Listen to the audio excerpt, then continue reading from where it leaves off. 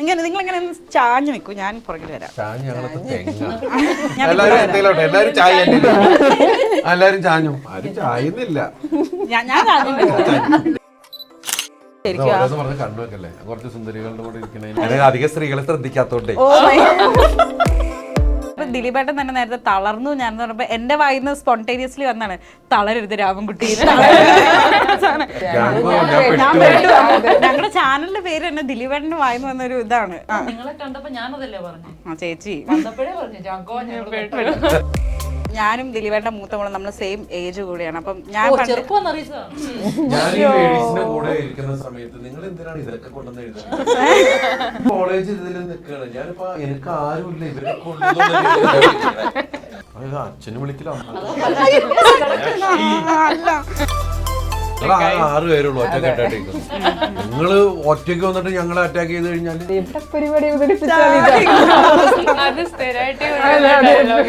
കുറച്ച് ഓവറായി കഴിഞ്ഞാൽ ഉടനെ എടുക്കുന്ന സാധനമാണ് CID ബോസ് അല്ലെ. ഓവറായാലും എല്ലാവരും ശ്രദ്ധിക്കും പറയുന്ന പോലെ. ഞാൻ ഒന്നും ചെയ്യാണ്ട് ഇറങ്ങും. ഇപ്പൊ വീട്ടിൽ നിന്നൊക്കെ ജസ്റ്റ് കുളിച്ചിറങ്ങും. അപ്പൊ അല്ല ക്ലാരിറ്റി ഒന്നും ചെയ്തില്ല. കുട്ടിയുടെ സ്വയം ഇതിൽ പോകുന്നതാണതല്ല. അതിന്റെ ഇടയ്ക്ക് ഞാൻ ഇന്ന് കുളിച്ചാത് അതും പറഞ്ഞു. കുതിരോ പിന്നാട്ടോ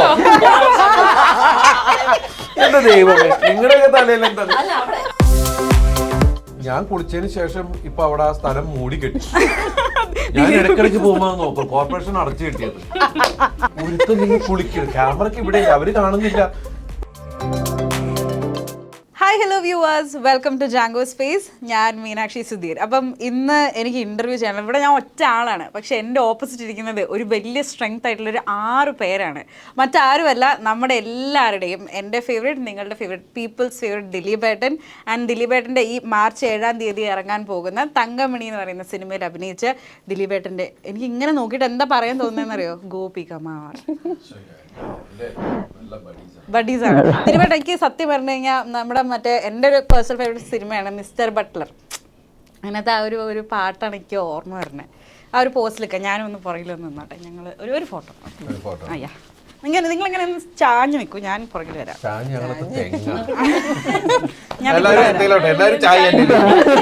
എല്ലാരും ചാഞ്ഞു, ആരും ചായുന്നില്ല. ഞാൻ എടുത്താ എനിക്ക് ശരിക്കും കുറച്ച് സുന്ദരികളുടെ കൂടെ ഇരിക്കണേ.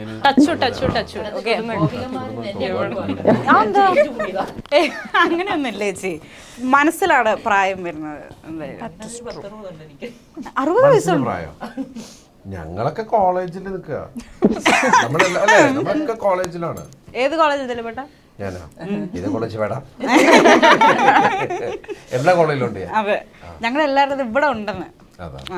ഞാൻ ആക്ച്വലി സത്യം പറഞ്ഞാൽ ദിലീപേട്ടൻ്റെ ഇൻ്റർവ്യൂ എടുക്കുമ്പോഴത്തേക്കും ഞാൻ ഭയങ്കര എക്സൈറ്റഡ് ആണ് പൊതുവേ. കാരണം എൻ്റെ ഒരു ഫേവറേറ്റ് ആക്ടറാണ്. എൻ്റേത് മാത്രമല്ല, നമ്മുടെ എല്ലാവരുടെയും ചെറുപ്പകാലത്തെ നമ്മൾ കണ്ടിട്ടുള്ള കുറേ സിനിമകൾ എവിടെയെങ്കിലുമൊക്കെ ആ ഒരു സിനിമയുടെ നമുക്കൊരു ചൈൽഡ്ഹുഡ് മെമ്മറി ഇങ്ങനെ കിടക്കുന്നുണ്ടാവും. ഫോർ എക്സാമ്പിൾ, എൻ്റെ ഒരു കഥ പറയണേ, ഞാനൊരു 100 വട്ടം കഥ പറഞ്ഞിട്ടുണ്ട്, എന്നാലും നിങ്ങൾ കേൾക്കണ ആദ്യമായിട്ടാണ്, അതുകൊണ്ട് ഞാൻ ഒന്നുകൂടെ പറയാം. കുഞ്ഞിക്കൂനൻ ഞാൻ പണ്ട് മിമിക്രി ചെയ്യുമായിരുന്നു. അത് ഇതുവരെ എന്നോട് പറഞ്ഞില്ല. അയ്യോ, അതെനിക്ക് ഞാൻ മറ്റേ ഇതൊക്കെ ഈ ഒരു ഡയലോഗ് ചോദിക്കണത് അമ്മ എപ്പോഴും പറയും, കാർഡൊക്കെ അടിച്ചോ എന്ന് ചോദിക്കണതും പിന്നെ പൗഡർ ഇങ്ങനെ കോരിയിട്ടിട്ട് ഇങ്ങനെ ഇടിഞ്ഞിട്ട് എത്ര തേച്ചിട്ടോ അങ്ങോട്ട് വെളുക്കണം. ഈ സീനൊക്കെ ഞാൻ എന്നെ കുഞ്ഞ് ചെയ്യുമായിരുന്നു എൻ്റെ അമ്മ പറയും. അപ്പം ദിലീപേട്ടനെ ക്വസ്റ്റ്യൻ കൊണ്ട് പൊതിയുന്നതിന് മുൻപ് ഈ ഇരിക്കുന്ന സുന്ദരിമാരോട് ഞാനൊന്ന് ചോദിക്കുകയാണ്. അപ്പം നമുക്ക് എല്ലാവർക്കും ഒരു ചൈൽഡ്ഹുഡിലൊരു ഫോണ്ട് ദിലീപ് മെമ്മറി ഉണ്ടാകും. ദിലീപേട്ടൻ്റെ ഒരു സിനിമ കാണുമ്പോൾ, അതായത് ചിലപ്പോൾ നമ്മൾ ഭയങ്കര ഡിപ്രസ്ഡ് ആയിട്ടൊക്കെ ഇരിക്കുന്ന സമയത്ത് ഏത് സീൻ എടുത്ത് ഇങ്ങനെ കണ്ടുകൊണ്ടിരിക്കുന്ന എവിടെ സ്കിപ്പ് ചെയ്ത് നമ്മൾ നോക്കുകയാണെങ്കിൽ കണ്ടു കഴിഞ്ഞാൽ നമ്മുടെ മനസ്സൊന്ന് ലൈറ്റ് ആവും. നമ്മൾ വളരെ ഡിപ്രസ് ആയിട്ട് കിടക്കുന്ന രാത്രികളിലായാലും ഈ സിനിമ കാണാൻ നമ്മുടെ മനസ്സിന് സമാധാനമായിട്ട് നമുക്കൊന്ന് കിടന്ന് ഉറങ്ങാൻ പറ്റും. അപ്പോൾ അതേപോലെയുള്ള ഇൻസിഡൻസ് നമുക്ക് എല്ലാവർക്കും ഉണ്ടായിട്ടുണ്ടാവും. So I start from Neetha Pillai. എനിക്ക് അങ്ങനെ ഒരെണ്ണം പിക്ക് ചെയ്യാൻ പാടാണ്, പക്ഷേ ഇത്തിരി ഇതുപോലെ ലോ ആയിട്ട് ഇരിക്കുമ്പോൾ ചിരിക്കാൻ ഞാൻ ഏറ്റവും പ്രിഫർ ചെയ്യുന്ന ഒന്ന് പാണ്ടിപ്പട, പിന്നെ CID മൂസ, ഐ ലവ് മീശ മാധവൻ ആൻഡ് കല്യാണറാം. അതാണ് of the top of my head. ഇതാണ് ഞാൻ ഫസ്റ്റ് എൻ്റെ റിമോട്ട് എടുത്താൽ എനിക്ക് മനസ്സിലായി വരുന്ന ഫിലിംസ്. നിങ്ങൾ ചേച്ചി പറയും. പഞ്ചാബി ഹൗസ്. മിനി ചേച്ചി എനിക്ക് തോന്നുന്നു ചൈൽഡ്ഹുഡിലായിരിക്കില്ല, കല്യാണം കഴിഞ്ഞ ഇടയ്ക്ക് ഇങ്ങനെ ആ ഒരു സമയത്തൊക്കെ പോയി കണ്ട സിനിമ അങ്ങനെയൊക്കെ ആയിരിക്കും, ആണോ? ഏജ് പിടിക്കട്ടോ. ചെറിയ പ്രായത്തിൽ കല്യാണം വെച്ചാളാ. എന്റെ 13-12 വയസ്സ് ബാല്യം എന്തെങ്കിലും ആട്ടെ കല്യാണം കഴിച്ചു. പഞ്ചാബി ഹൗസ്, പാണ്ടിപ്പട, എല്ലാ പടവും ദിലീപേട്ടന്റെ എല്ലാ പടവും നല്ല പടം. അതിനകത്ത് പ്രത്യേകിച്ച് ഒരു പടം ഇന്ന് നമുക്ക് എടുത്ത് പറയാനില്ല. എല്ലാ പടത്തിലും ദിലീപേട്ടന്റേതായ ഒരു കയ്യൊപ്പുണ്ടല്ലോ. പിന്നെ അപ്പം എല്ലാ പടവും എനിക്ക് പ്രിയപ്പെട്ടതിനാണ്. ഞാൻ ഈ ക്വസ്റ്റ്യൻ കാര്യമായിട്ടെന്ന് പറയുമ്പോൾ ഏറ്റവും കൂടുതൽ തലയാട്ടിക്കൊണ്ടിരുന്നത് മാളവികയായിരുന്നു. മാളവിക എന്തോ കാര്യമായിട്ട് പറയാനുണ്ട്. കാര്യം കുറേ ഉണ്ട് ഫിലിംസ് പറയാൻ ദിലീപേട്ടൻ്റെ. ഈ പറഞ്ഞ പോലെ ഇപ്പൊ നീര ചേച്ചി പറഞ്ഞു സി.ഡി. മൂസ, കല്യാണരാമൻ, മീശമാധവൻ, ഇതൊക്കെ എനിക്ക് തോന്നുന്നു ഇപ്പോഴും എനിക്കറിയില്ല 1000 തവണ കണ്ടിട്ടുള്ള ഫിലിംസാ. എന്നാ കൂടെ ഇപ്പൊ ഇരുന്ന് കണ്ടാൽ അത് മുഴുവൻ കണ്ടിട്ടേ എണീക്കാൻ പറ്റുള്ളൂ. അതുപോലെ ഇപ്പൊ തിളക്കം, ചാന്തുപൊട്ടൊക്കെ എനിക്ക് തോന്നുന്നു ദിലീപേട്ടനല്ലാതെ വേറൊരാളത് അങ്ങനെ ചെയ്യൂ എന്നുള്ളത് അറിയില്ല.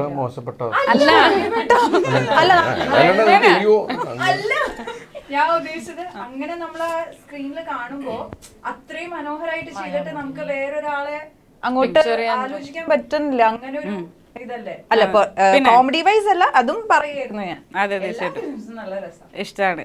അത് നമ്മൾ ഏറ്റവും കൂടുതൽ ഉപയോഗിക്കുന്ന ഡയലോഗ്. ഇപ്പൊ ദിലീപേട്ടൻ തന്നെ നേരത്തെ തളർന്നു ഞാൻ പറഞ്ഞപ്പോ എന്റെ വായിന്ന് സ്പോണ്ടേനിയസ്ലി വന്നാണ് തളരരുത് രാമൻകുട്ടി. അതിൽ നിങ്ങൾ എപ്പോഴും ഉപയോഗിക്കുന്ന ഒരു ഡയലോഗ്സ് ഏതായിരിക്കും? നിങ്ങളതിന് പേരിട്ടില്ല ജാങ്കോ എന്നൊക്കെ. ഞങ്ങളുടെ ചാനലിന്റെ പേര് തന്നെ ദിലീപേട്ടന്റെ വായിന്ന് വന്നൊരു ഇതാണ്. പക്ഷെ ഇവിടെ വന്നിട്ട് അങ്ങനെ പെട്ടു എന്നുള്ളൊരു ഇത് തോന്നുന്നില്ലല്ലോ അല്ലേ? സോഷ്യൽ മീഡിയന്റെ അകത്ത് പെട്ടില്ലേ അങ്ങനെ?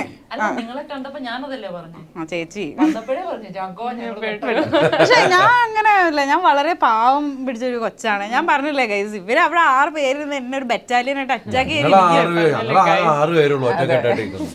നിങ്ങള് ഒറ്റയ്ക്ക് വന്നിട്ട് ഞങ്ങളെ അറ്റാക്ക് ചെയ്ത് കഴിഞ്ഞാല് അങ്ങനെ നമ്മളൊരു പരസ്പര ഒരു ചിരി കളി അതാണ്. അങ്ങനെ ഹൈഫൈ ശ്രമിച്ചോക്കാം. അപ്പം ഞാൻ പെട്ടെന്ന് എടുത്ത് പറയുകയാണെങ്കിൽ 2 ദിലീപ് ഫിലിംസ് നിങ്ങളുടെ ഓർമ്മയിലേക്ക് വരുന്നത് ഏതായിരിക്കും? ശിവകാമി രമ്യ. എനിക്ക് സി.ഡി. മൂസ, കല്യാണരാമൻ.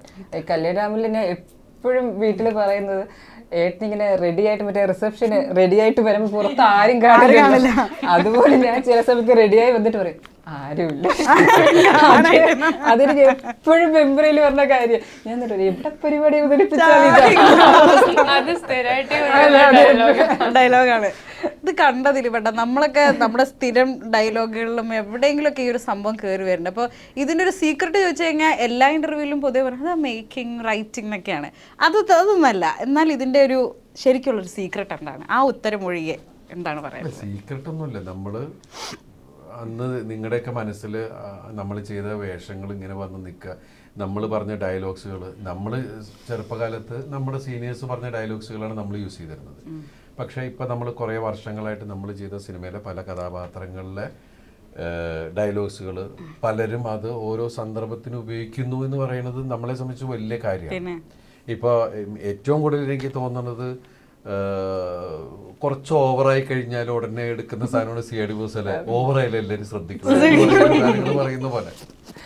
അങ്ങനെ ഓരോ സ്ഥലത്തും ഓരോ ഡയലോഗ്സുകൾ നമ്മൾ പറയുന്നുണ്ട്. പിന്നെ തീർച്ചയായിട്ടും എന്തായാലും ഇനി വലിയ സന്തോഷമാണ്. ഇപ്പം ഇത്രയും സിനിമകളെ പറ്റിയിട്ട് നമ്മൾ സംസാരിക്കുന്നുണ്ടായിരുന്നു. അപ്പം ഇനി നമ്മൾ ആക്ച്വലി ഇവിടെ സംസാരിക്കാനിരിക്കുന്നത് മാർച്ച് 7 നടക്കുന്ന തങ്കമണിയെ പറ്റിയിട്ടാണ്. അപ്പോൾ അതിനെപ്പറ്റി ഞാനൊന്ന് ചോദിക്കട്ടെ. അതായത് സിനിമ ഒരു റിയൽ ഇൻസിഡൻറ്റിനെ ബേസ് ചെയ്തിട്ടുള്ള ഒരു പടമാണ്.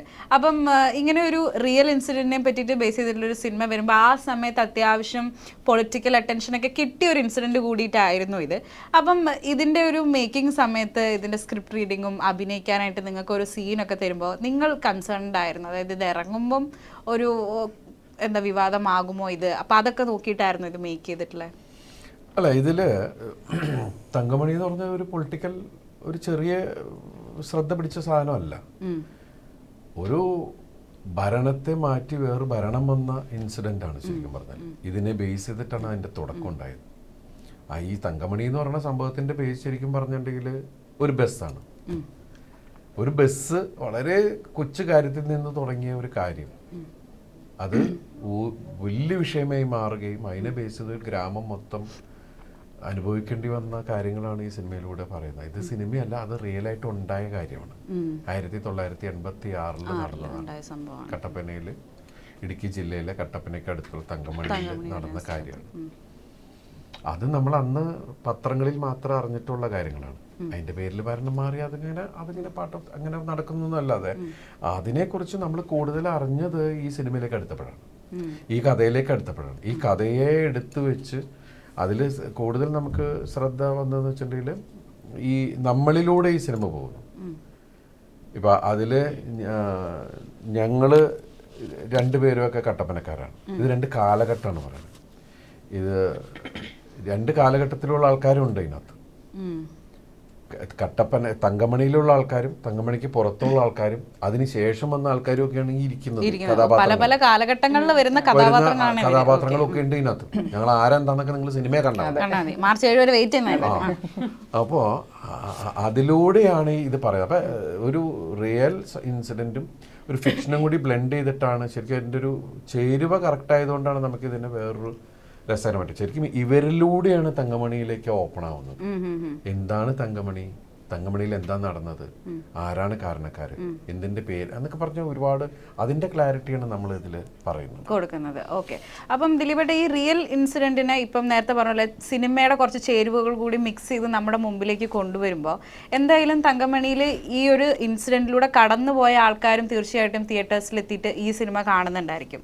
അപ്പം ഈ 100%. കാരണം എന്ന് വെച്ചാൽ ഇതിന്റെ സംവിധായകൻ ഒരു മാധ്യമ പ്രവർത്തകനും കൂടിയായിരുന്നു നേരത്തെ. അദ്ദേഹം ചെയ്ത ഉടൽ എന്ന് പറഞ്ഞ സിനിമയാണ്, 2ാമത്തെ സിനിമയാണ് ഈ സിനിമ. അദ്ദേഹം പറയുന്നത് ഈ സിനിമയാണ് അദ്ദേഹം ആദ്യം പ്ലാൻ ചെയ്തെന്നാണ് പറഞ്ഞത്. അപ്പോൾ അതിന് വേണ്ടിയിട്ട് അദ്ദേഹം അവിടെ ചെന്ന് അവിടുത്തെ ആളുകളെ, ഇത് അനുഭവിച്ച ആൾക്കാർ, ഇതിന്റെ പേരിൽ ആ നാട് വിട്ടുപോയ ആൾക്കാർ, ഒരുപാട് പേര് അങ്ങോട്ടും ഇങ്ങോട്ടൊക്കെ വലിയ വിഷയമായതാണ്. അപ്പൊ അങ്ങനെയുള്ള വിഷയങ്ങൾ അത് കഴിഞ്ഞിട്ട് ഇതുമായി ബന്ധപ്പെട്ട സമയത്ത് റിപ്പോർട്ട് ചെയ്ത പത്രക്കാര്, അവർക്കൊക്കെ പ്രായമായി, ആ റിപ്പോർട്ടേഴ്സിനെയൊക്കെ നേരിട്ട് കണ്ട്, അതുപോലെ തന്നെ അന്ന് പോലീസ് സേനയിൽ ഉണ്ടായിരുന്ന റിട്ടയർഡ് ആയിട്ടുള്ള പോലീസ് ഓഫീസേഴ്സ്, അങ്ങനെ പല സ്ഥലത്തുനിന്ന് റെഫറൻസുകൾ എടുത്ത് അതിനെ റിസർച്ച് ചെയ്ത് അത് അനുഭവിച്ച ആൾക്കാരുടെ വാക്കുകളിൽ നിന്നും ഒക്കെ വെച്ചിട്ടാണ് ഈ സിനിമ ഉണ്ടാക്കിയിട്ടുള്ളത്. അവിടെ തന്നെ 3 മാസം പുള്ളി താമസിച്ചിട്ടാണ് ഇതിനെക്കുറിച്ച് എഴുത്തും പരിപാടികളും കഴിഞ്ഞിട്ടാണ് നമ്മളിലേക്ക് വരുന്നത്. അപ്പൊ അതുകൊണ്ടാണ് പറഞ്ഞത് തങ്കമണിയെ കുറിച്ച് കൂടുതൽ അറിയുമ്പോൾ ആ ഗ്രാമം അനുഭവിച്ചത്. അപ്പൊ ശരിക്കും നമ്മൾ പെർഫോം ചെയ്തുകൊണ്ടിരിക്കുമ്പോൾ പോലും ആ ഗ്രാമം അനുഭവിച്ചതിന്റെ കുറച്ചേ നമുക്ക് കാണിക്കാൻ പറ്റുള്ളൂ. അതാണ് ഞാൻ ചോദിച്ചത്. അതായത് ഈ ഗ്രാമം അനുഭവിച്ചതിന്റെ കുറച്ച് ഭാഗം നിങ്ങൾ കാണിക്കുമ്പോൾ ചില ആൾക്കാർ നോട്ടീസ് ചെയ്തത് നമ്മൾ അനുഭവിച്ചതിൽ നിന്നും കുറച്ച് ഡിഫറെൻ്റ് ആണല്ലോ. അതായത് ഫോർ എക്സാമ്പിൾ 2018 സിനിമ ഇറങ്ങിക്കഴിഞ്ഞപ്പോൾ പോലീസ് ആൻഡ് ഫയർഫോഴ്സ് ചെയ്ത ആ എഫേർട്സ് അതേ ഒരു മീറ്ററിൽ കാണിക്കാനായിട്ട് സിനിമയിൽ പറ്റിയില്ല എന്നുള്ളൊരു അഭിപ്രായം വന്നിട്ടുണ്ടായിരുന്നു. ഈവൻ അത് ജനങ്ങൾ നോട്ടീസ് ചെയ്തില്ലെങ്കിലും ചിലപ്പോൾ റിവ്യൂവേഴ്സ് അതെടുത്ത് പറയും എന്നുള്ളൊരു കൺസേൺ ഉണ്ടോ? ഇല്ല, സിനിമയാകുമ്പോൾ അതിൻ്റെതായ റിയൽ ഇൻസിഡൻറ്റ് ചില സാധനങ്ങൾ ഇത് ശരിക്കും പറഞ്ഞാൽ ഒരു ഭരണം മാറുക എന്ന് പറയുമ്പോൾ അതിന് പൊളിറ്റിക്കൽ സിസ്റ്റത്തിൻ്റെ വിഷയങ്ങൾ തന്നെയുണ്ട്. അത് ആ ക്യാമറ ഒന്നും കൂടി തിരിച്ചു വെച്ചാൽ അത് മൊത്തം ഒരു സിനിമയാണ്. അപ്പോൾ പല കാര്യങ്ങളുണ്ട്. ഇപ്പം നമ്മൾ ശരിക്കും പറഞ്ഞാൽ നമ്മളിലൂടെ പോകുമ്പോൾ ഒരു ലവ് സ്റ്റോറി, അതുപോലെ ഫ്രണ്ട്ഷിപ്പിനും ഭയങ്കര ഡെപ്ത് ഉള്ളൊരു സിനിമ തന്നെയാണ്. കാരണം നിരപരാധികളായ ആളുകൾ ക്രൂശിക്കപ്പെടുന്ന ഒരു അവസ്ഥയുണ്ടല്ലോ, അങ്ങനത്തെ ഒരു ഗ്രാമമാണ് ശരിക്കും തങ്കമണി. കുറേ നിഷ്കളങ്കരായ ജനങ്ങൾ താമസിച്ചിരുന്ന ഒരു തങ്കമണി അനുഭവിച്ച വിഷയമാണ് നമ്മൾ ബൂസ്റ്റ് ചെയ്യുന്നത്. അല്ലാണ്ട് അത് കഴിഞ്ഞിട്ട് മുതൽ എടുപ്പോ ഉണ്ടായോ ഇല്ലയോ അതിന്റെ വേർഷനിലേക്ക് നമ്മൾ അധികം പോകുന്നില്ല. അത് പോയി കഴിഞ്ഞാൽ ഇത് വേറെ വലിയ വിപ്ലവമായി മാറും. നമ്മൾ പറയുന്നത് ഇതിലൂടെ പോയിട്ട് തങ്കമണി ഇപ്പൊ നമുക്ക് ഇപ്പോഴത്തെ ഒരവസ്ഥയിൽ റിയൽ ഇൻസിഡൻസിനെ കൂടുതൽ പ്രൊമോട്ട് ചെയ്യുന്ന ഒരു സമയം കൂടിയാണ് ഇപ്പം. കാരണം അത് റിയൽ ഇൻസിഡന്റ് അങ്ങനെ തന്നെ ഷൂട്ട് ചെയ്താൽ ഡ്രൈ ആയിരിക്കും. ഈ റിയൽ ഇൻസിഡൻസ് വന്നതിലെല്ലാം ഫിക്ഷനും സിനിമാറ്റിക് ആണ് കുറച്ച്. അപ്പോഴാണ് നമുക്ക് ഇൻട്രസ്റ്റിംഗ് ആവുള്ളൂ, നമ്മൾ എൻഗേജിങ് ആവുള്ളൂ, ഇതിലേക്ക് നമ്മൾ അതിൻ്റെ ഉള്ളിലേക്ക് കയറുള്ളൂ. അല്ലെങ്കിൽ നമ്മളിങ്ങനെ കുറച്ച് കഴിയുമ്പോൾ ഫോൺ എടുത്ത് അല്ലെങ്കിൽ നോക്കിയിരിക്കലൊക്കെ ഉണ്ടാവും. അപ്പൊ അതിൽ നിന്ന് മാറ്റിയിട്ട് ആ ചേരുവകൾ ഇതിൽ വന്നിട്ടുണ്ട്. കാരണം ഇത് രണ്ടിൻ്റെ കൂടെ ബ്ലെൻഡാണ്. കുറച്ച് ഫിക്ഷൻ, ഒരു ലവ് സ്റ്റോറി പറയുന്നുണ്ട് ഇതിനകത്ത് ഫ്രണ്ട്ഷിപ്പ് പറയുന്നുണ്ട്. മനസ്സിലല്ലേ? ഇത് വരുമ്പോഴും അതിനൊരു ഹീറോയിൻ, അവരെ ചുറ്റിപ്പറ്റിക്കുന്ന ആളുകൾ എന്നൊക്കെ പറയുന്നതിലൂടെയാണ്. ബാക്ക്ഗ്രൗണ്ട് മെയിൻ തങ്കമണിയാണ്, മെയിൻ വിഷയം ഒരു ക്യാരക്ടറാണ് ഈ ബസ്. അങ്ങനെയാണ് സിനിമ ചുറ്റിപ്പറ്റി. പിന്നെ റിയാലിറ്റിയുടെ അത്രയും ഇന്റൻസിഫൈ ഇത് കാണിച്ചിട്ടുണ്ടോ എന്ന് ചോദിച്ച അത് അത് കാണിച്ചു കഴിഞ്ഞാൽ നമുക്ക് പടം സെൻസർ പോലും അതിൻ്റെതായ ലിമിറ്റേഷൻസ് ഉണ്ട് while you make it a movie. നമുക്ക് കണ്ടിരിക്കാന്ന് പറയുന്ന ഒരു ഇത്. പിന്നെ അത് മാത്രമല്ല, രതീഷ് ചേട്ടൻ്റെ ഫസ്റ്റ് ഫിലിം ഉടൽ നമ്മൾ കണ്ടതായിരുന്നു.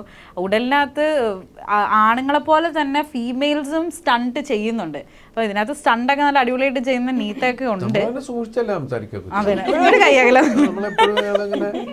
നമ്മൾ എത്ര പേര് അല്ലേ ഒരു കൈയകലത്തിൽ നിന്നിട്ടാണ് സംസാരിക്കുന്നത്. പക്ഷെ ഇതിൽ ഏറ്റവും പാവം അവളൊന്നും തല്ലിയ പോലും ഒന്നും മിണ്ടൂല എന്ന് പറയുന്ന ഒരു രീതിയിലാണ്. എത്ര ചലഞ്ചിങ് റോളാണ് ചെയ്തത്. ഞാൻ ചെയ്തിട്ടുള്ളതെന്ന് ആദ്യമായിട്ടാണ് ഇങ്ങനെ ചെയ്യുന്നത്. വളരെ ഇങ്ങോട്ട് അടിച്ചാലും മിണ്ടാണ്ട് അങ്ങനത്തെ ക്യാരക്ടറാണ്. അപ്പൊ ഇതിനകത്ത് വേറെ ആരും ഒരു സ്റ്റണ്ട് ഒന്ന് സ്മിൻ ചേച്ചി ഡീസന്റ് അതന്നെ ചേച്ചി അങ്ങനെ ഒറ്റ വേർഡിൽ തീർന്നു. ഡീസന്റ് ചലഞ്ചിങ് ആണോ? അല്ല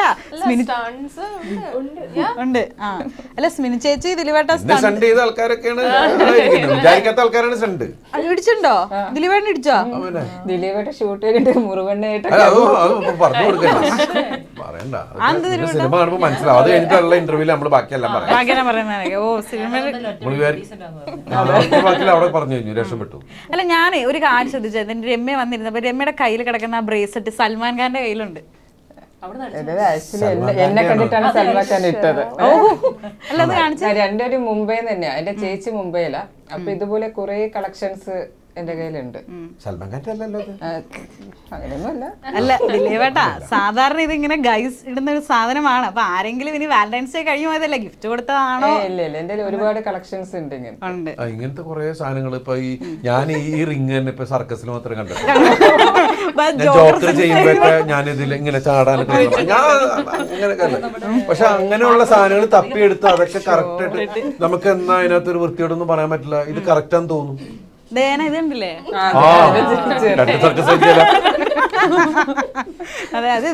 മൂടിയത് ഞാൻ കണ്ടില്ല. അധികം സ്ത്രീകളെ ശ്രദ്ധിക്കാത്തോണ്ടേ.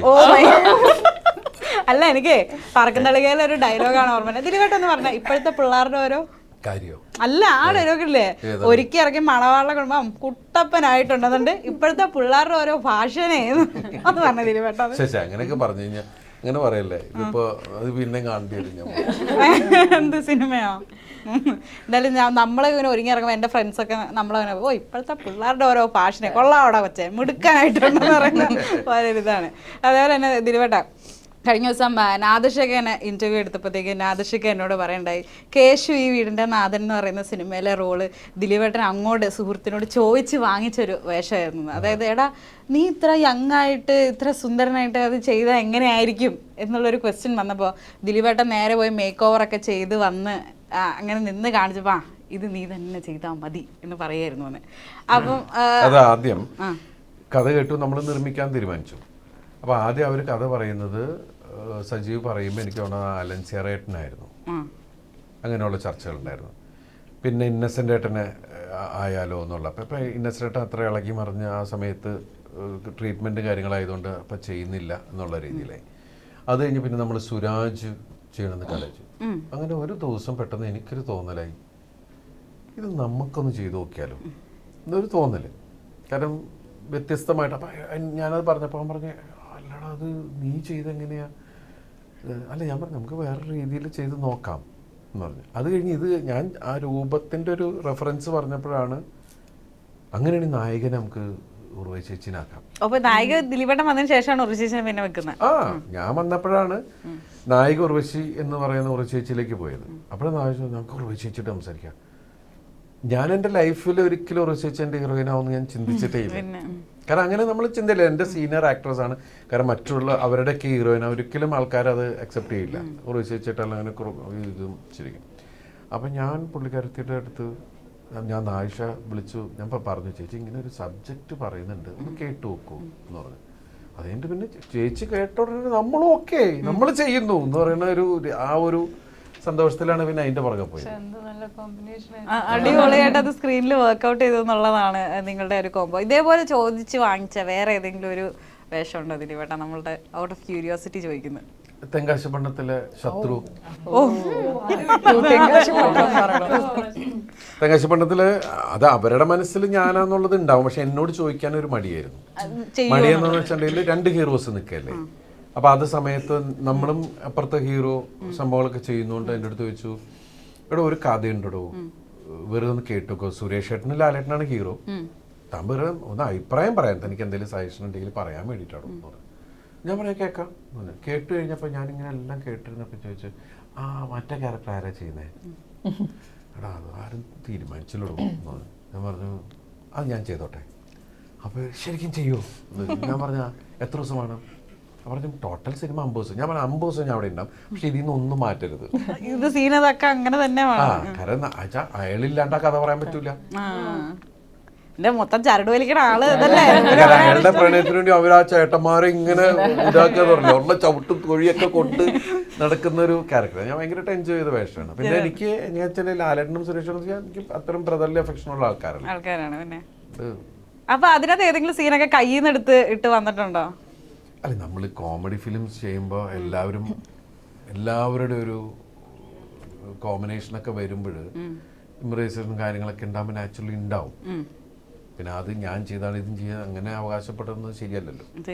പിന്നെ നമ്മൾ നിൽക്കുന്ന സ്ഥലം, അതിൻ്റെ ഡയറക്ടർ, റൈറ്റർ എന്നൊക്കെ പറയാം, അത് റാഫി മെക്കാട്ടിനാണ്. അപ്പോൾ ആ സമയത്ത് നമുക്ക് എന്തും സംസാരിക്കാൻ ഇതാവുന്നതും, പിന്നെ ക്യാമറ സാലുവേട്ടനൊക്കെ ആയിരുന്നു. അപ്പോൾ ഇതൊക്കെ നമുക്ക് അത്രയും കോമഡി പടം ചെയ്യുന്ന സമയത്ത് നിൽക്കുന്ന ആളുകളാണ്. അപ്പോൾ അവിടെ പിന്നെ കൂടെ നിൽക്കുന്ന വെച്ചിട്ടുണ്ടെങ്കിൽ സുരേഷ് ഏട്ടനും ലാലേട്ടനും നമുക്ക് എന്തും പറയാം. അവരും അതിന് നമ്മളോട് സപ്പോർട്ട് ചെയ്യാൻ എന്ത് തമാശ, കാരണം അവരായിട്ടാണ് ഞാൻ കോമഡി ചെയ്യുന്നത്. അപ്പോൾ ആ സമയത്ത് അവർക്ക് ഇഷ്ടമല്ലാത്തൊരു സാധനം എനിക്ക് ചെയ്യാൻ പറ്റൂല.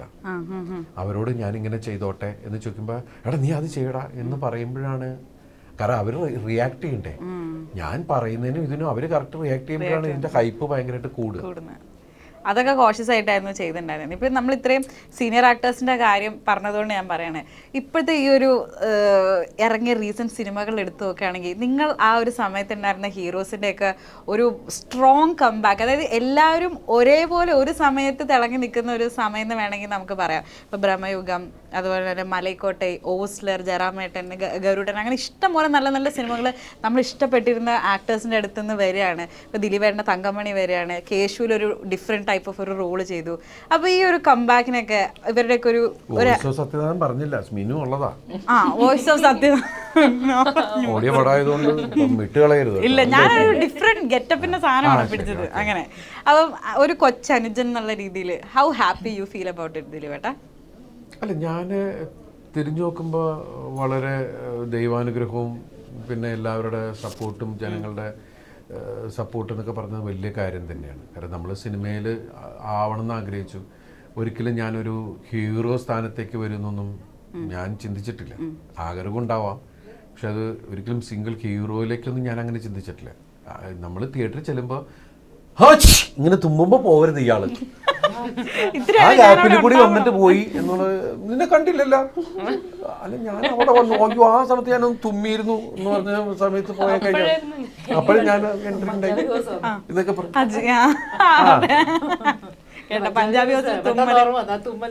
എന്ന് പറയുന്ന പോലെ. അപ്പൊ അവിടെ നിന്ന് അങ്ങനെയുള്ള ചിന്തകളിൽ നിന്ന് നമ്മൾ സപ്പോർട്ട് കൊച്ചു കൊച്ചു വേഷങ്ങൾ ചെയ്തു. പിന്നെ അത് കഴിഞ്ഞ് 4 ഹീറോസിന്റെ കൂടെ ആയി, പിന്നെ 3 ആയി, പിന്നെ 2 ആയി, പിന്നെ സിംഗിൾ ഹീറോ ആയി, പ്രൊഡ്യൂസർ എന്നൊക്കെ പറയുന്ന. അതൊക്കെ മുന്നോട്ട് തിരിഞ്ഞു നോക്കുമ്പോൾ എല്ലാം വലിയ ദൈവാനുഗ്രഹം തന്നെ, വലിയ ഭാഗ്യം തന്നെ.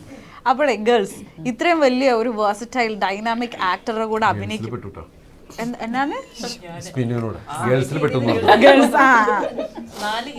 ചേച്ചി? ഓക്കെ. അപ്പം ഇത്രയും ഒരു വേഴ്സറ്റൈൽ ഡൈനാമിക് ആക്ടറുടെ കൂടെ നിങ്ങൾ അഭിനയിക്കുകയാണ്. അപ്പോൾ റീടേക്ക് ഒക്കെ വരുമ്പം ദിലീപേട്ടൻ ചില്ലായിട്ട് ഇരിക്കുമായിരിക്കും. നിങ്ങളുടെ ഉള്ളിൽ ഒരു ടെൻഷനൊക്കെ ഉണ്ടായിരുന്നു മാളവിക പറയും? നല്ല ടെൻഷൻ ഉണ്ടായിരുന്നു റീടേക്ക് വരുമ്പോൾ. ദിലീപേട്ടൻ എന്തെങ്കിലും തോന്നുന്നത്? അല്ല, ഈ പറഞ്ഞ പോലെ സീനിയർ ആയിട്ടുള്ള ഒരു ആക്ടറാണ്, അപ്പോൾ ആ ഒരു ടെൻഷൻ ഒരിക്കലും ഇല്ലാണ്ടിരിക്കില്ല. എനിക്കുണ്ടായിരുന്നു. പക്ഷെ ദിലീപേട്ടൻ ചില്ലാണ്. ഈ പറഞ്ഞ പോലെ എനിക്ക് ലാസ്റ്റ് എന്റെ ഒരു പോർഷൻ കഴിയാറാവുമ്പോ എടുത്തൊരു സീൻ അപ്പൊ പെട്ടെന്ന് ചോദിച്ചപ്പോ ഓർമ്മ വരുന്നത്, ഓൾറെഡി ലൈറ്റ് പോയി തുടങ്ങി, അപ്പൊ ജീപ്പില് നമ്മൾ പോകുന്ന ഒരു സീക്വൻസ് ഉണ്ട്. അപ്പോൾ അത് പെട്ടെന്ന് എല്ലാവരും കൂടെ ഇങ്ങനെ ആ ഒരു ടോക്ക് വന്നപ്പോൾ അവിടെയും ഒരു ചെറിയ കൺഫ്യൂഷൻ ഉണ്ടായിരുന്നു, ലുക്ക് എങ്ങോട്ടാ കൊടുക്കണ്ടേന്നുള്ളത്. ഒരാൾ അങ്ങോട്ട് പറഞ്ഞു, ഒരാൾ ഇങ്ങോട്ട് പറഞ്ഞു. അപ്പോൾ ദിലീപേട്ടൻ കറക്റ്റ് അറിയാം സിറ്റുവേഷൻ വൈസ് എല്ലാം എന്താ ചെയ്യേണ്ടതെന്നുള്ളത്. അപ്പോൾ ഞാൻ അറിയാതെ ലുക്ക് വേറെ എവിടേക്കോ ആയിരുന്നു പോയത്, ഇൻസ്റ്റെഡ് ഓഫ് ലുക്കിംഗ് ലെഫ്റ്റിലേക്ക് എന്തോ. അപ്പോൾ പിന്നെ അത് ഷോർട്ട് കട്ട് ചെയ്തപ്പോഴാണ് അയ്യോ എന്ന് മനസ്സിലായത്. അപ്പോൾ ഞാനാകെ ടെൻഷൻ, ഈശ്വര ദിലീപേട്ടൻ്റെ കൂടെ ഇരിക്കുക, ഒന്നും കൂടെ ടേക്ക് പോയി എന്ത് വിചാരിക്കും എന്നുള്ളവരൊക്കെ തോട്ട്, ഇങ്ങനെ ആങ്സൈറ്റി കൂടുതൽ വരും എനിക്ക്. അപ്പോൾ പക്ഷേ ദിലീപേട്ടൻ അയ്യോ മോൾ അങ്ങോട്ടാണോ നോക്കിയത്, അത് കുഴപ്പമില്ല എന്നൊന്നും കൂടെ പോവാം, അതായത് കംഫർട്ടബിൾ ആക്കുക എന്നുള്ളൊരു, തീർച്ചയായിട്ടും ചുറ്റുള്ള ആർട്ടിസ്റ്റ് അത്രയും കംഫർട്ടബിൾ ആക്കുക. അബദ്ധങ്ങളൊക്കെ നമുക്ക് എല്ലാവർക്കും പറ്റുന്നു. നമുക്കും റീടേക്സുകളൊക്കെ സംഭവിക്കാം. നമുക്ക് അറിഞ്ഞൂടെ നമ്മുടെ മുഖത്ത് എന്തുട്ടാ വരേണ്ടതെന്നുള്ളത്. ഇത് ജഡ്ജ് ചെയ്യുന്ന ഒരാൾക്ക് മാത്രമേ കറക്റ്റ് അയാൾ വിചാരിക്കുന്ന സാധനം കിട്ടുന്നുണ്ടോ എന്നുള്ളത്. അപ്പോൾ നമ്മളൊരു ഉദ്ദേശത്തിൽ നമ്മളത് ചെയ്യുന്നു. അപ്പം അതിൽ നമ്മൾ ചില സമയത്ത് ഏറ്റവും ബ്രില്യൻ്റ് ഒരാളാണെങ്കിലും ചില ഒരു നിമിഷത്തിൽ ലെഫ്റ്റ് ആണോ റൈറ്റ് ആണോ എന്ന് നാച്ചുറലി ചെറിയ കൺഫ്യൂഷൻസ് ഒക്കെ ഉണ്ടാവും. നമ്മളെല്ലാവരും സ്റ്റുഡൻസ് തന്നെയാണ്. അപ്പം അതുകൊണ്ട് ലേണിംഗ് പ്രോസസ് അങ്ങനെ പോകുന്നതല്ലേ. ഓരോ സിനിമയും നമ്മൾ പുതിയത് പഠിക്കുകയല്ലേ. ടെക്നോളജി വളരുന്നതനുസരിച്ച് ഇപ്പോഴും നമ്മൾ ഒന്നും അറിയാത്ത ആൾ തന്നെയാണ്. ഞാൻ എന്നെ സംബന്ധിച്ച് പേഴ്സണലി പറയുകയാണെങ്കിൽ മൊത്തത്തിൽ പുതിയ പുതിയ കാര്യങ്ങൾ വരുമ്പോഴും നമ്മളവിടെ ഒരു സ്റ്റുഡൻ്റായിട്ട് തന്നെ നിൽക്കുന്നത്. നമുക്കൊരു മെയിൻ ഒരു സ്ഥലത്ത് പോയിട്ട് ആധികാരികമായിട്ട് സംസാരിക്കാൻ പറ്റാത്ത അത്രയും ടെക്നോളജി വളർന്നുകൊണ്ടിരിക്കുകയാണ്. പുതിയത് വരുമ്പോൾ അപ്പം ഇതെന്താ ഇതിങ്ങനെ, അപ്പം അത് ചോദിക്കുമ്പോഴാണ് നമുക്ക് അതിന് കറക്റ്റായിട്ട് ഉത്തരം കിട്ടുകയും പിന്നെ നമ്മളത് യൂസ് ചെയ്യാൻ തുടങ്ങുന്നത്. ഓക്കെ. മാളവികേൻ്റെ അതേപോലെ തന്നെ ഈ സിനിമകളുടെ കൂടെ തന്നെ ഇൻസ്റ്റഗ്രാമിൽ അതിലേക്ക് വരുന്ന പോസ്റ്റുകളും ഇനോഗ്രേഷൻസിൻ്റെ റീൽസും എല്ലാം വളരെയധികം വലിയ ഹിറ്റാണ്. നിങ്ങളെല്ലാവരും കാണാറുള്ളതല്ലേ. അപ്പോൾ ഈ ഇനോഗ്രേഷനൊക്കെ പോകുമ്പോൾ എനിക്ക് മിക്ക കോസ്റ്റ്യൂം ഇന്ന് വളരെ ഒരു നാടൻ കുട്ടിയായിട്ടാണ്. പക്ഷെ ഈ നാളത്തെ ഒരു റീല് കണ്ടു കഴിഞ്ഞാൽ അൾട്രാ മോഡേൺ ഗേൾ ആയിട്ടായിരിക്കും മാളവിക ഉണ്ടാവുക. പിന്നെ ഓരോ ഫംഗ്ഷൻസ് എല്ലാവർക്കും ഞാൻ നോർമലി എന്താ പറയാ, ഞാൻ ഒന്നും ചെയ്യാണ്ട് ഇറങ്ങും. ഇപ്പൊ വീട്ടിൽ നിന്നൊക്കെ ജസ്റ്റ് കുളിച്ചിറങ്ങും. അപ്പൊ അല്ല ജസ്റ്റ് കോമ്പി പോലും ഇല്ല, അങ്ങനെയൊക്കെ ഇറങ്ങും. അപ്പൊ എല്ലാവരും എന്നെ കണ്ടിട്ട് പറയും എന്താണ് അല്ല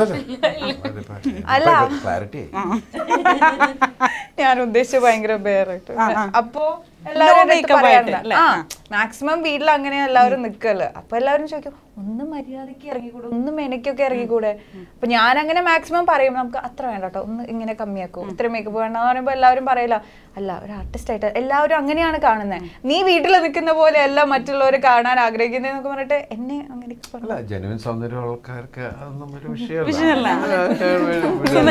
സുന്ദരന്മാരായിട്ടുള്ള ആൾക്കാർക്ക് പിന്നെ ഇപ്പൊ എല്ലാവർക്കും നോർമലി എല്ലാവരും അങ്ങനെയാണ്. ഇപ്പോഴത്തെ ഒരു ജനറേഷനിൽ നമ്മൾ റോഡിൽ തന്നെ കാണുമ്പോൾ എല്ലാവരും അവരവരുടെ ഇഷ്ടത്തിനുള്ള ഡ്രസ്സും മേക്കപ്പും എന്താ ചെയ്യണമെന്ന് വെച്ചാൽ അത് താല്പര്യമുള്ളത് ചെയ്യുമല്ലോ. അപ്പൊ അമ്മയാണോ അപ്പൊ കോസ്റ്റ്യൂം ഒക്കെ സെലക്ട് ചെയ്യുക? അപ്പൊ ഇവിടെ നിന്നപ്പോ ഒന്നും ചെയ്തില്ല, കുട്ടിയുടെ സ്വയം ഇതിൽ പോകുന്നതാണിതല്ല പറഞ്ഞിട്ട്. അല്ല ഇവിടെ വന്നിരുന്നപ്പോ ഞാൻ ചോദിച്ചല്ലേ ഞാനാണോ ചെയ്യുന്നത്? അല്ലല്ല അതല്ല ചോദിച്ചത്. അതിന്റെ ഇടയ്ക്ക് ഞാൻ ഇന്ന് കുളിച്ചാത് അതും പറഞ്ഞു. അല്ല ഞാൻ ഇന്നലെ കുളിച്ചു. ആഴ്ചയിൽ 2 ദിവസം തല കഴുകാൻ പാടില്ല, അതറിയാം തിരുവേട്ടനെ. അങ്ങനെയൊക്കെ ഉണ്ട് ശരിക്കും, സത്യമായിട്ടും അല്ലേ? ഞങ്ങളൊക്കെ ഡെയിലി കുളിക്കുന്ന ആൾക്കാരാണ്, തല കുളിക്കുന്ന ആൾക്കാരാണ്. അത് പെട്ടെന്ന് കുതിരോ പിന്നാട്ടോ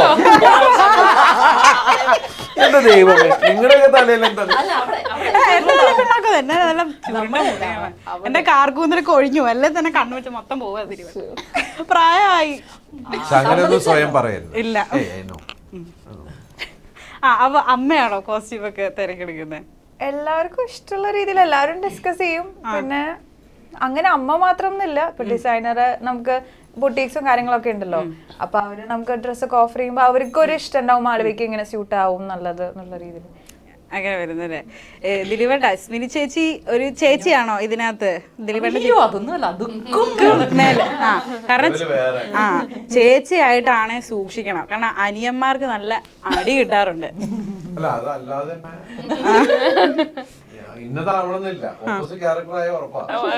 കൊടുത്തു ചേച്ചി അടിയുണ്ടോ? പക്ഷേ നമുക്ക് കിട്ടിയില്ല. ഞാൻ ജസ്റ്റ് വേറെ ആളെ വെച്ച് കവർ ചെയ്തു. മറ്റേ ആൾക്കാർ വേറെ ഇരിപ്പുണ്ട്. ആണല്ലേ? അതിലപ്പോ ആർക്കോ ചേച്ചിയുടെ ഒരു അടി കിട്ടിയിട്ടുണ്ട്. വെളിപ്പെടുത്തുന്നില്ല. അത് കാണാൻ നമ്മൾ വീണ്ടും മാർച്ച് 7 വരെ കാത്തിരിക്കേണ്ടതാണ്. ഇപ്പം എന്റെ പേര് മീനാക്ഷി എന്നാണ്. ഞാനും ദിലീപേട്ട മൂത്തമോളും നമ്മൾ സെയിം ഏജ് കൂടിയാണ്. അപ്പം ഞാൻ ഞാൻ ഈ ലേഡീസിന്റെ കൂടെ ഇരിക്കുന്ന സമയത്ത് നിങ്ങൾ എന്തിനാണ് ഇതൊക്കെ കൊണ്ടുവന്ന് എഴുതുന്നത്? ഒരു കോളേജ് ഇതിൽ നിൽക്കുകയാണ്. ഞാനിപ്പോ എനിക്ക് ആരുമില്ല ഇവരെ അല്ലേ? അല്ല, ഞാൻ ചോദിച്ചത് എന്താണെന്ന് വെച്ച് കഴിഞ്ഞാൽ അപ്പം ആ 2000 സമയത്ത് അച്ഛനായ ഒരു ഫീലിങ്ങും പിന്നീട് ഈ ഇത്ര ജനറേഷൻ ഗ്യാപ്പ് കഴിക്കുമ്പോൾ മഹാലക്ഷ്മി വന്നപ്പോ മാമാട്ടിക്ക് വീണ്ടും ഒരു അച്ഛനായപ്പോ ഈ രണ്ട് അച്ഛന്മാര് തമ്മില് അതല്ല ദിലീപേട്ടാ അച്ഛനെ വിളിക്കില്ല. അല്ല ദിലീപേട്ട ഞാൻ പറയട്ടെ. അപ്പം നാടോടുമ്പോ നടുവേ ഓടണം എന്ന് പറയുന്ന ഒരു ഇതില്ലേ, അതായത് എന്റെ അച്ഛൻ വേണ്ട അവിടെ ഇരിക്ക്. അപ്പൊ എന്താ വെച്ച് കഴിഞ്ഞാ ആ അച്ഛന്മാര് തമ്മില് എന്തെങ്കിലും ഒരു വ്യത്യാസം ഉണ്ടോ സ്വഭാവത്തില്? ഞാനിതെങ്ങനെ പറഞ്ഞു മനസ്സിലാക്കും? അതല്ല, സപ്പോസ് എന്റെ അച്ഛൻ എന്നോട് പെരുമാറുന്ന പോലെയല്ല എന്റെ അനിയനോട് കുറച്ചുകൂടെ ലീനിയന്റ് ആണ്. അതാണ് ഞാൻ ഉദ്ദേശിച്ചത്. അതിപ്പോ എല്ലാ സ്ഥലത്തും അങ്ങനെ തന്നെയല്ലേ? ഇപ്പൊ ഒരു ഏത് സ്ഥലത്താണെങ്കിലും നമ്മള് സീനിയേഴ്സിനോട് പെരുമാറുന്നത് വേറൊരുതും ജൂനിയേഴ്സിനോട് പെരുമാറുന്നത് സോഫ്റ്റ് ആയിരിക്കും. ഈ ജൂനിയർ എപ്പോ സീനിയർ ആണോ അപ്പൊ നമ്മൾ മാറും. അപ്പൊ വീട്ടിലെ ജൂനിയർ സീനിയർ ആയി തുടങ്ങിയോ? Junior already senior. Neetha meet ചെയ്തിട്ടുണ്ടോ? ഇല്ല, മീറ്റ് ചെയ്തില്ല. പക്ഷെ ഷൂട്ടിന്റെ ഇടയ്ക്ക് ഇങ്ങനെ കഥകൾ കേൾക്കാറുണ്ട്. ഈ ദിലീപേട്ടൻ ഉള്ള സെറ്റുകളൊക്കെ ഭയങ്കര ഫണ്ണാണെന്ന് ഞാൻ കുറെ കേട്ടിട്ടുണ്ട്. കാര്യം സിനിമ ഭയങ്കര എന്താ പറയാ സീരിയസ് സബ്ജക്റ്റ് ആണെങ്കിലും ഇദ്ദേഹം ഉണ്ടെങ്കിൽ ആ എൻറ്റയർ ക്രൂ ഒന്ന് ലിറ്റപ്പ് ആവാറുണ്ടെന്ന് പറയാറുണ്ട്. സോ അങ്ങനെ എന്തെങ്കിലും ഒരു ഇൻസിഡന്റ് കാണി നമ്മളിട്ടൊന്ന് ഷെയർ ചെയ്യോ? പെർട്ടിക്കുലർ ഇൻസിഡന്റ് ആയിട്ട് എനിക്ക് ഓർമ്മയില്ല, ഉണ്ടോ അറിയില്ല. പക്ഷെ മൊത്തത്തിൽ ഭയങ്കര രസമായിരുന്നു. അസീസ്ക ഉണ്ടായിരുന്നു, അങ്ങനെ മൊത്തത്തിൽ ഭയങ്കര രസമായിരുന്നു. പിന്നെ ഞങ്ങൾ ഒരുമിച്ച് ശരിക്കും പറഞ്ഞാല് വളരെ കുറച്ച് ഭയങ്കര കാം ആയിട്ടുള്ള ഒരു പേഴ്സൺ ആയിട്ട് എനിക്ക് തോന്നി. കുറച്ച് ദിവസം ഉണ്ടായിട്ടുണ്ട്. ഭയങ്കര പാവം. നമ്മള് ഇപ്പൊ നമ്മുടെ ടീം ഇവിടെ എത്തിയിട്ടില്ല. അസീസ്, അരുൺ, സുദേവ്, എല്ലാവരും കൂടി നമ്മൾ എപ്പോഴും കൂടുതൽ ചിരിക്കാം. പിന്നെ രതീഷ് നന്നായിട്ട് ഹ്യൂമർ സെൻസ് ഉള്ള ഒരാളാണ്. നമ്മള് അങ്ങനെ ചെയ്യുന്ന സിനിമകൾ സീരിയസ് ആണെങ്കിലും അദ്ദേഹം ഒരു തമാശയും കാര്യങ്ങളൊക്കെ ആയിട്ട് നീങ്ങുന്ന ഒരാള്. മനോജ് പിള്ളയാണ് എന്റെ DOP. കാരണം നമ്മുടെ ലോകം അല്ലെങ്കിൽ നമ്മുടെ എല്ലാം സിനിമയാണ് നമ്മുടെ ലോകം. അവിടെ ചെല്ലുമ്പോൾ നമ്മളൊരു കുടുംബം ഉണ്ടാവുകയാണ്. അവിടെ ചിരിയും കളിയും ബഹളവും ഒക്കെ ആയിട്ടാണ് നമ്മൾ മുമ്പോട്ട് പോകുന്നത്. ഇതിപ്പം ദിലീപേണ്ട ഇന്റർവ്യൂ ഉണ്ടെന്ന് പറഞ്ഞപ്പം ഞാനിങ്ങനെ യൂട്യൂബിൽ ഇങ്ങനെ ചുമ്മാ ദിലീപ് ഇന്റർവ്യൂസിനൊക്കെ ചുമ്മാ ഇങ്ങനെ അടിച്ചു ഓരോന്ന് നോക്കാൻ നേരെ ഒരു വീഡിയോ എൻ്റെ കണ്ണിൽപ്പെട്ടു. അതായത് ദിലീപേണ്ട അതിനകത്ത് പറയുന്നത് കിങ് ലെയർ എന്ന് പറയുന്ന സിനിമയ്ക്ക് വേണ്ടിയിട്ട് വൈറ്റില ജംഗ്ഷൻ്റെ റൂഫ് ടോപ്പിൽ നിന്നിട്ട് കുളിക്കുകയായിരുന്നു. ദിലീപേട്ടൻ്റെ കുളിസിയും കാണാനിട്ട് താഴെ കുറേ ആൾക്കാർ ഇങ്ങനെ പോകണ്ടായിരുന്നു. ഇത്രയും റിസ്ക് എടുത്ത് ചെയ്ത വേറൊരു കഥാപാത്രം ഉണ്ടോ ദിലീപേട്ട? അല്ല, ഞാൻ കുളിച്ചതിന് ശേഷം ഇപ്പൊ അവിടെ ആ സ്ഥലം മൂടി കെട്ടി. ഞാൻ ഇടയ്ക്കിടയ്ക്ക് പോകുമ്പോൾ നോക്കും, കോർപ്പറേഷൻ അടച്ചു കെട്ടിയത്. കാരണം കോർപ്പറേഷൻ ബിൽഡിങ്ങിന്റെ മേളിലാണ് അത് നമ്മൾ ചെയ്തത്. എനിക്കന്ന് സത്യം പറഞ്ഞ ബസ്സിന്റെ അകത്തൊക്കെ ഇരുന്ന് ഒരാൾ നോക്കുമ്പോൾ ഒരുത്തം നിങ്ങൾ കുളിക്കണം, ക്യാമറക്ക് ഇവിടെ അവര് കാണുന്നില്ല. ഒരു ബിൽഡിങ്ങിന്റെ മേളിൽ നിന്ന് കുളിക്കണം, ക്യാമറക്ക് ഇപ്പുറത്തേക്കാണ്, അവിടെ ആരും ഇല്ല. അതൊക്കെ ഭയങ്കര രസകരമായ സംഭവം. നമ്മൾ ആസ്വദിച്ച് ചെയ്ത ഒരു സിനിമ കൂടിയാണത്. അതെ അതെ, അടിപൊളി.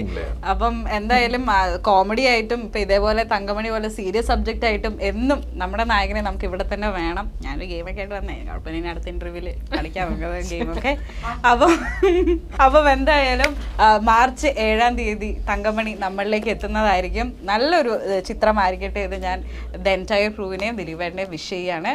So thank you so much. Thank you so much.